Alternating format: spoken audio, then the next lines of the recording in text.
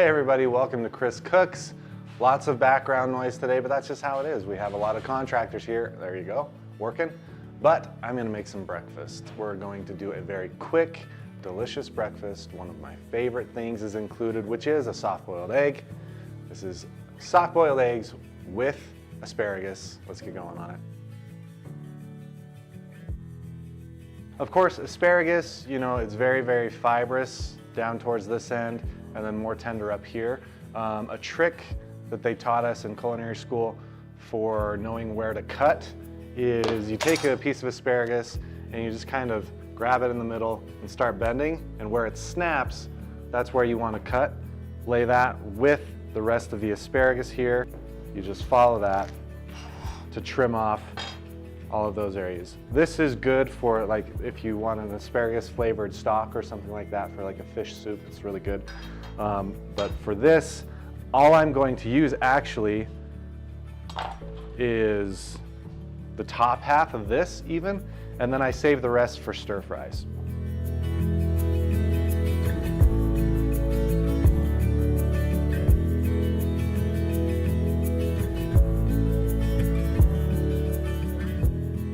This part, peeling the end of it from here up, is pretty tender, so it is optional.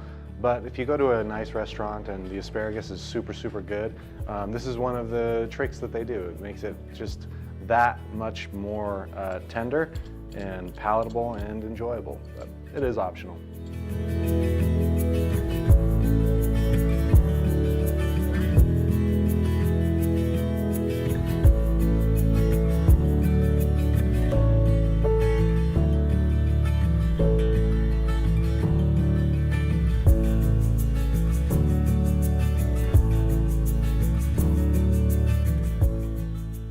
Immediately after boiling the asparagus, just for a couple of minutes, you drop it in the ice water. It's called parboiling and shocking. It partially cooks the asparagus and then shocks it so that it keeps this bright green color.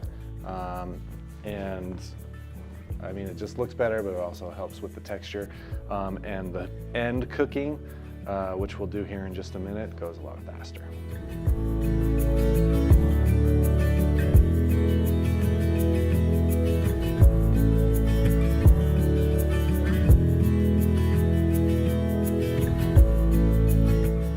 So pancetta is cured pork belly.